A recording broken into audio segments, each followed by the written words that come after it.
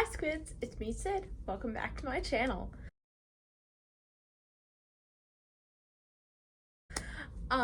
So today we are going to be going through what I read in October. Now, I only read 14 books in October, which I know is a lot for some people, but if you look at some of my past monthly wrap-ups, you know that's not really as much as I typically read in a month. I was very busy in October, and I didn't get to read nearly as many spooky books as I wanted to. I did manage to read some and some other books that were just fun, you know, stuff like that. But yeah, so I'm going to go through the 14 books that I read. So first we're gonna start out with The Nephilim Virus by John T. Prather. This is a book about Nick, who wakes up from a 3-year coma and the world is completely different. Since he went into a coma, there has been a virus that has been released that either turns people into basically people eating animalistic creatures or into very, very intelligent, almost superhumans. And Nick meets this doctor who has been taking care of him while he was asleep, and she believes that he and the other people like him, the other people who were asleep in a coma for 3 years and then woke up, are special, and that they can help to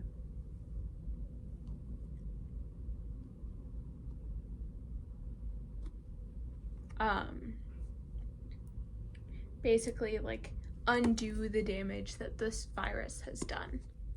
So that's what the Nephilim, that's how I've taken to saying it. I don't know if that's how you say it, but that's what the Nephilim virus is about. I would call this a thriller. It's kind of a horror thriller, and I rated this 3.25 stars, which is the lowest. No, never mind, scratch that.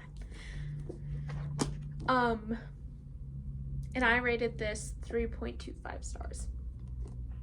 The reason I did that is because our main character doesn't really change throughout the novel, which he didn't have to, but it felt very like the character development was secondary to the plot. And I especially saw that in the romance that was in this book. It felt like romance just for the sake of romance instead of actually developing a relationship between two people. They also never dealt with really the after effects of the coma and like why he went into a coma, why these people went into a coma, what that meant, any of that, and I thought that was kind of lame. I also really didn't like how this plot was structured. It felt like it was a plot for a series packed into one a little under 400-page book. And so we get a lot of plot points that are skimmed over and are not explained with any sort of depth or really just explained at all. And there's characters that betray or have like arcs that don't really make any sense or aren't shown in the book, and it really doesn't make a whole lot of sense. And so really, I really liked the idea of this, and I thought that it could have been really, really good. I just think that this author didn't know how to write it, if that makes sense. And I hate saying that because, you know, it takes so much effort to publish a book, and I think it's amazing that he published, you know, but I just didn't really think it was written. The writing itself was good. The overall, like, book was written badly, if that makes sense. Another critique that I have with this is it is based in Christian religion, but it feels more like the Christian religion is used as an explanation, and there is nothing that is basically like gone into. Like, they use it to explain the virus, but then there's no discussion of like God or you know, like, there's no discussion about any sort of other religious topics in this book, which is definitely okay. You don't need that necessarily. It just felt kind of like a cop-out with using religion to explain this virus, but then never dealing with the effects of saying that these religious texts are true. But that was The Nephilim Virus by John T. Prather. Next up is The Shadow Glass by Josh Winnings. This is a horror book, and I read it as an ebook. This book is about... Now I don't even remember his name. What was his name? Jack. Jack is his name. So the story is about Jack, whose father created this world of Erie in this film entitled The Shadow Glass.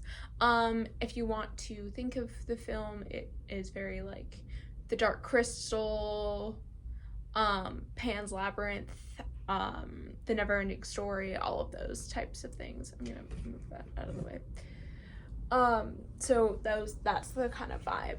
And so Jack's father has now passed away and has left his house to Jack. So Jack is going in to kind of look around the place and just get rid of stuff, because he and his father did not have a very good relationship, especially in the later years of his father being alive. And then so the inciting action is basically these creatures from Erie show up and basically are like, oh, you have to help us find the shadow glass so we can save Erie. And it really does talk a lot about like love and loss, and the importance of like imagination. And I did like that. The things that I didn't like are as follows. I didn't like that Jack forgave his father, because Jack's father did some really messed up stuff to him and he never apologized for it. He just kept doing it. And so when Jack basically is like, oh, it's okay, you know, he wasn't that bad of a dad, it's like, no, he was that bad of a dad. He was just that bad of a dad. And then I also didn't like how long this book was, because what it is essentially a fetch quest. And this book is, I think it's a little over like 400 pages, maybe a little under.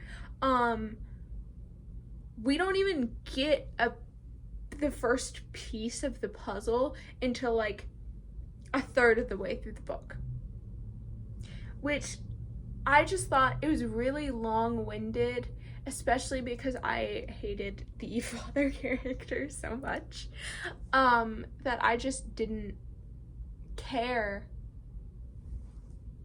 about like where the story was going. The horror parts of it were really, really good. I just think that overall as a book, it was not my favorite. So that was The Shadow Glass by Josh Winning, and I rated that 3.5. Next, we have City of Ghosts by V.E. Schwab, Victoria Schwab, it depends on, I think, the copy you get, which name is on here, because I know she will like switch whether it's B.E. Schwab or Victoria Schwab, if it is an adult versus a young reader book. This is a young reader book, so this is about middle grade. So this story is about Cass, who can move through what she calls the veil. Basically what that means is she can move from the land of the living to the land where ghosts are trapped, basically, so they can't move on where they're trapped. Leave me alone. And she can move through that barrier. And she also has a friend who is a ghost, and he helped to save her life, and because she almost drowned. And that's how she is able to see through the veil. So Cass's parents are going to start to host this TV show where they look for ghosts.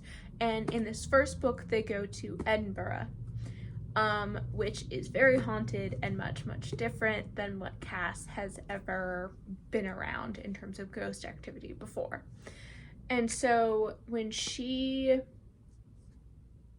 goes there, she starts to get hunted by some of the ghosts, and some other stuff happens, and she has to basically enlist the help of this other girl who can move beyond the veil. And this girl not only helps her from these ghosts, or protect her from these ghosts, but she also teaches her a little bit more about her powers. I really thought this was a very solid book.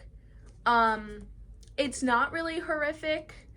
I mean, it's a little horrific, but I mean, it's about being able to see dead people and like see how they died and stuff like that. Also, it has pictures. I like the pictures. Anyway, I'm easily amused. So, the only thing that I didn't like about this book is how much B.E. Schwab talks about Harry Potter in this book, which I understand because in Edinburgh, there is a place where Harry Potter got its start. But personally, it was just like a kind of like it took me out of the story every time. And I also don't know when this was published. 2018. I do think that was before all of the stuff. But I don't remember. But yes, so that was the only thing I really didn't like, was the talking about Harry Potter. I thought the rest of it was really interesting, and I hope that every other book in this series, because this is a series, I believe there are 3 books out currently. Do not hold me to that. I hope each book takes place in a different city, because I think that would be really cool. But yeah, that was City of Ghosts by B.E. Schwab. Next, we have The Oldly Good Indians by Stephen Graham Jones. It'll be, I think here. It's here. I always get that wrong. Like, Stephen King. I think it is Stephen, not Stephen. Because Stephen King. That name always mixes me up. Anyway, I read this as an ebook. So what The Only Good Indians is about is it is about these 4 guys who, there's only 3 of them left now. There's only 3 of them now, and this is 10 years later, from this event that happened. Actually, I will tell you the event because it's not really a super spoiler. They killed a pregnant elk, I think it was an elk, a pregnant elk. And so now, nearing the 10-year anniversary of this killing, these three men's lives are basically just going wrong. Like, things are happening, things are coming for them, things are being strange, and it is about Native Americans and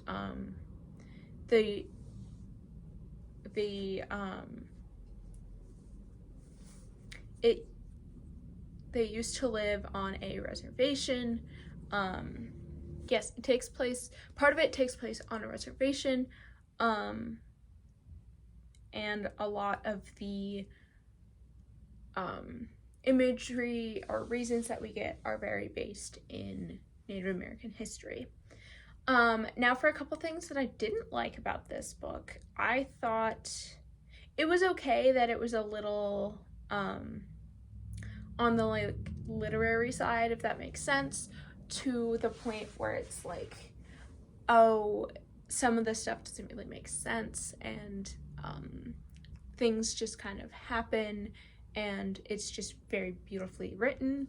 The thing I didn't like was the reason that basketball was very in it, which I don't know if that's my ignorance with Native American culture on reservations. I don't know if basketball is a very, very prominent cultural thing for them.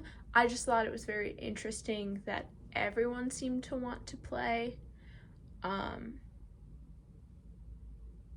That I just thought was a little weird. And that I rated a 4 stars, and that was the only good Indians. Next we have Hide by Kirsten White. This is a horror book. I read this as an ebook and I rated it 3 stars.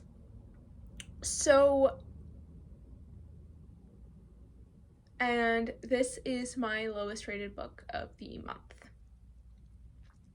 So what Hide is about is it is about these 12 people who get chosen to compete in this hide and seek contest in this abandoned theme park. But the seeker is not human and things aren't exactly right. And so we follow our main character as they and several others try to not die, basically. The things that I didn't like about this book. I didn't like how long it took the basically contestants of the game to know something was wrong. I mean, obviously human nature, but they've been locked in this park and it's obvious that some people have started dying. And so when it takes more than half the book for them to realize that something is like not right, that's really slow pacing. And then from there, things just happen. I think overall my main issue with this book was the pacing was really, really weird, and that the characterization we get is super strong for the people who are alive, which makes sense, but I wanted to know more about some of the people who died a little earlier on instead of just focusing on these people, especially when these people are like important, yes, but it's like all of them to me were important. But yeah, that's Hide by Kirsten White. Next we have Piranesi, is how I'm saying it, by Suzanne Clark. First of all, I want to show you this book because this book is beautiful. Look at this hardcover. Are you kidding me? And these end papers are beautiful. Anyway, I'm sorry. So this book is about Piranesi, who is a human who is trapped in this other world. and he meets with this man who he calls the Other, and the Other helps him, but Piranesi does not leave this place. And now things are starting to happen where the Other is worried about this other person coming who might kill him. Piranesi is excited about it because he's always been waiting for another person to come, but the Other insists on them being evil. Piranesi basically starts finding things that don't fit with his memories, and he ends up finding out something really terrible that happened to him and happened in the house that he lives in. It's really not a house. It's really hard to say that it's a house because it's not really a house. It's more of like a building. I mean, it never is told to have an end. Every room is filled with statues. Yeah. That was kind of a rundown about what this book is about. Honestly, this book really isn't about the plot. It's about the vibes, and the vibes are immaculate. Love this. This feels like a fairy tale. This felt like old Greek mythology fairy tale. It so reminds me of like Pan's Labyrinth, that kind of like dark, twisted fairy tale vibe, but it's not like straight horror. Like, it's mostly just unsettling, you know? I loved this book. If you can't tell, the characters were really, really interesting. The world building was amazing because she had to build this world that's nothing like what anyone has ever seen. And she had to build it. And she had to make it real. It's amazing. Immaculate. Honestly, the characters are amazing. The plot is amazing. The vibes are amazing. It's all here. It's all in this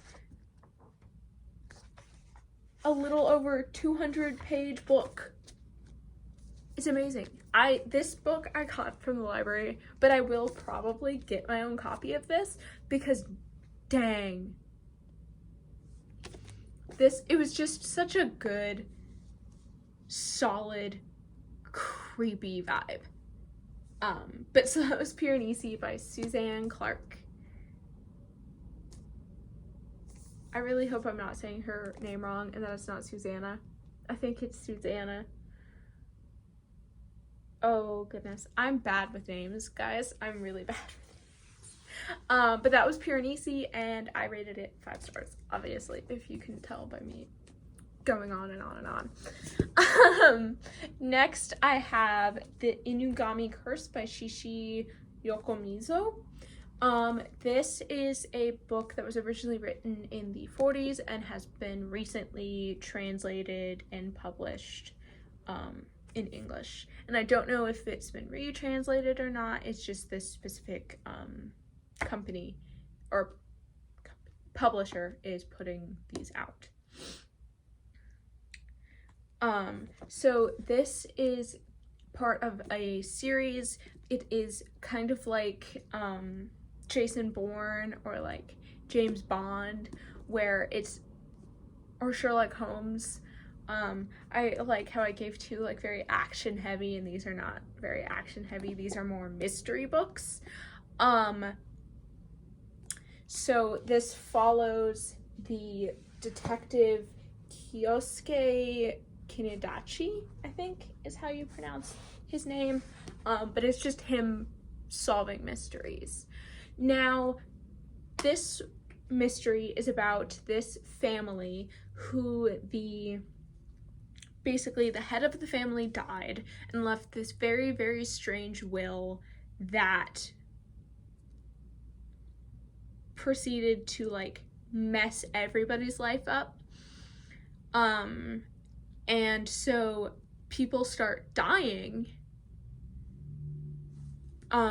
because of this will, and our detective is trying to figure out who is doing it before everyone is dead. I really liked this book. I mean, I thought that the mystery was really, really interesting, and like the whodunit and all of the setup and all of that was really, really interesting. The way he writes is really, really interesting and intriguing, and I really, really enjoy it. The only thing I didn't enjoy about this book is how the author described one of the female characters. He described her basically as like, he kept describing her beauty as though that was all she was, rather than like her beauty and her intelligence and stuff like that. There was also a scene in here that I really didn't like. So check the trigger warnings before you start reading this. That's all I'll say about that. Actually, I won't, because trigger warnings are not spoilers. There is almost a sexual assault in this book. And I do say almost, nothing happens, but the intent was there.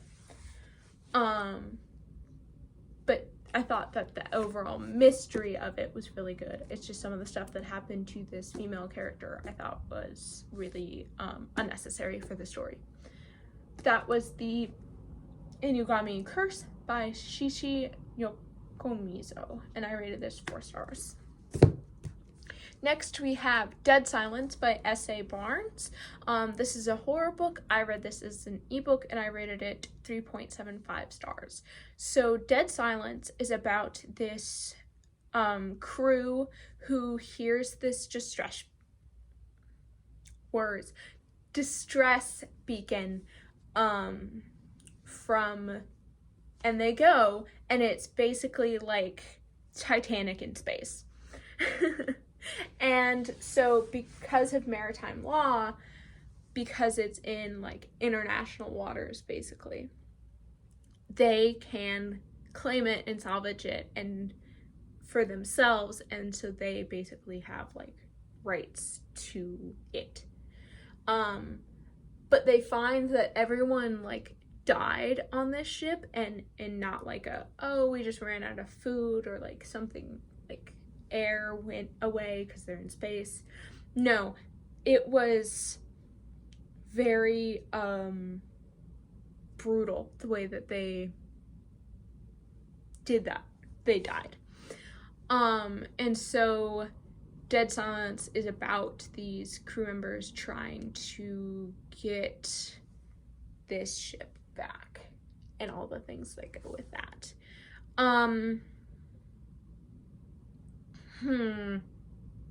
What do I want to say about this? It was kind of disappointing, to be honest. Halfway through the book, so in the beginning of the book, it is told switching between past and present. And then halfway through the book, that changes and the rest is in the present.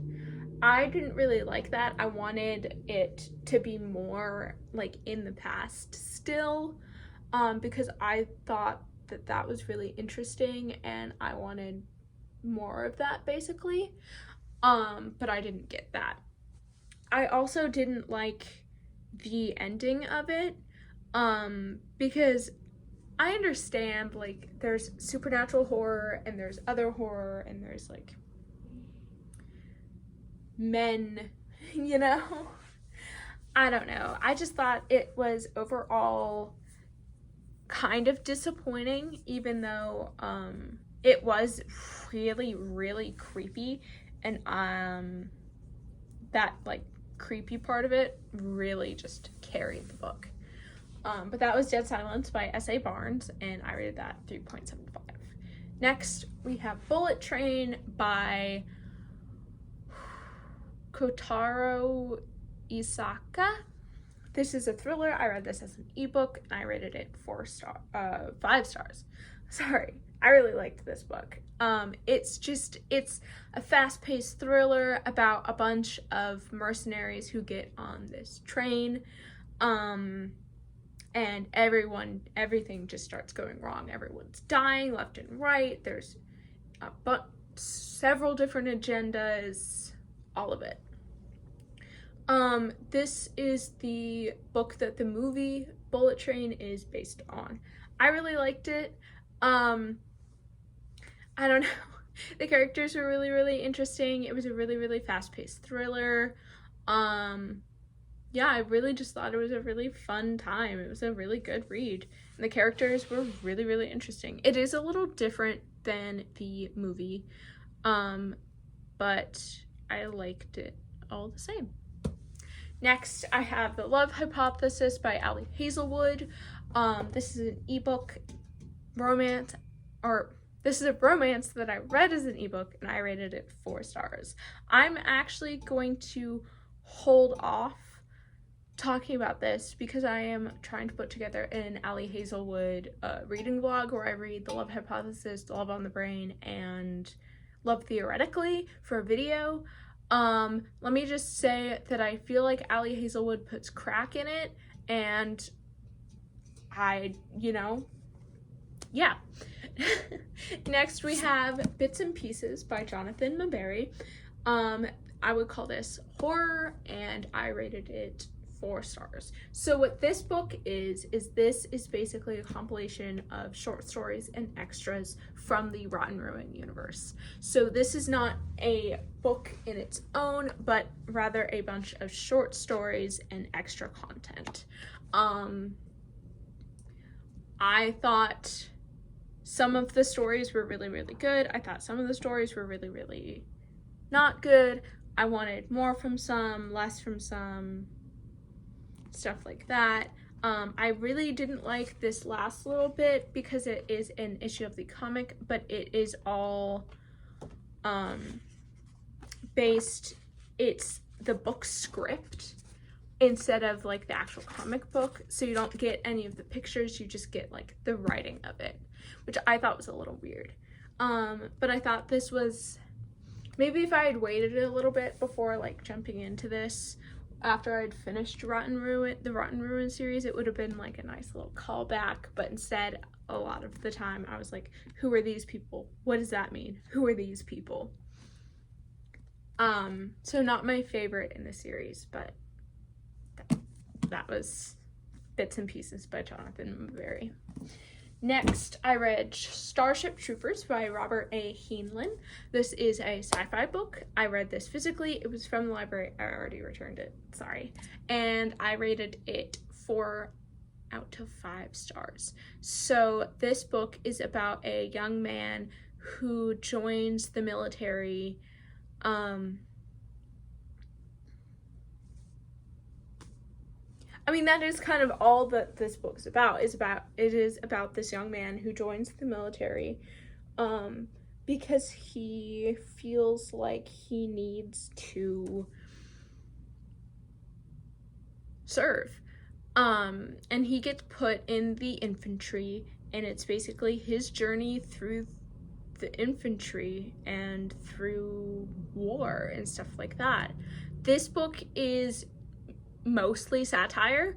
It's also a very, very big critique of the military and the way that it is run. It's, if you've seen the movie, it's nothing like the movie. Or I mean, I guess it's kind of like the movie, but there is a big tone difference between the book and the movie. A lot of people believe that this book is very, very controversial.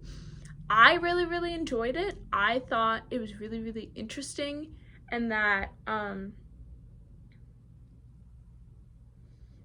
it was done really, really well. I do have another book by him that I will be reading. This is my dad's copy that he lent me. But so I really liked this writing. I don't know why it didn't get 5 stars. I think probably just because of what it was. Because I like sci-fi a lot. I'm just not a super big fan of like military stuff. So that was probably why. Next, I have A Dowry of Blood by S.T. Gibson. This is a horror. Obviously, I read it physically, and I rated this 5 stars. I swear, again, I don't know. Vibes. I'm a vibes person, apparently, because this is a retelling of the Dracula's Bride story, basically, where it's told from the point of view of one of the brides. Now,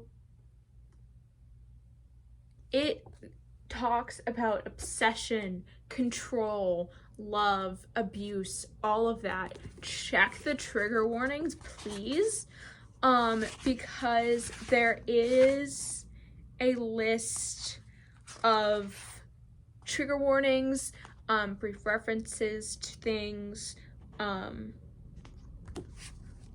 Please look at those before you read this, because this is a very, very heavy book. I ate it up. It was, I don't know. I love this book a lot. I do. Like, it's on that same kind of, like, mostly vibes level that Pure Nisi is on, except for this is just beautifully written. Like, all of it is just beautifully written. It's amazing. The characters are amazing. The setting is amazing. They travel to so many different countries, and the setting is always immaculate. The timeline, not necessarily the timeline, but like the setting in terms of history is so well researched. I love this book, and I would love to read more by this author. This copy also has the epilogue, which I believe is only in some of the books and not in others.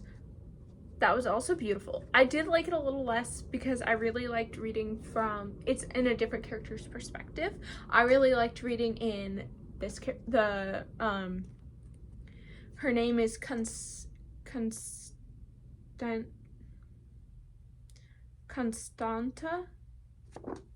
It's supposed to be a play on Constant, I think.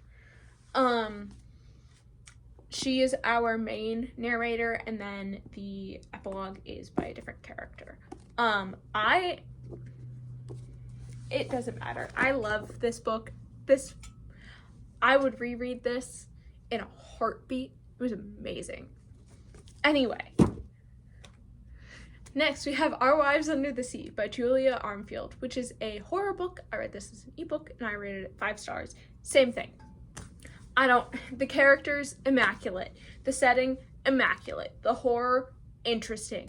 The way that the characters interact with each other, amazing.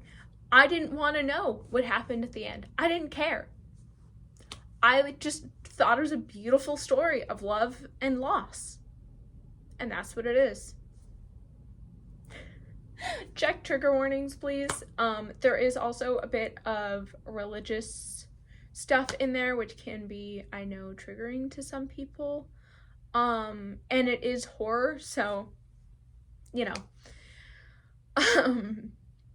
But for as bad of a amount of book reading month that I had 5 stars in this book. I had Pure Nisi, A Dowry of Blood, and Our Wives Under the Sea. I might have to get a copy of Our Wives Under the Sea just so I can annotate it. I know, me annotating a book? Blasphemous. I don't like annotating my books. But I think especially like, so I would never annotate this copy of A Dowry of Blood because it is just so beautiful. And I don't think I would want to annotate A Dowry of Blood simply because I want to be so immersed in the story. But I think Our Wives Under the Sea, I think I would really like annotating, if just to like underline or highlight lines that I thought were really, really good.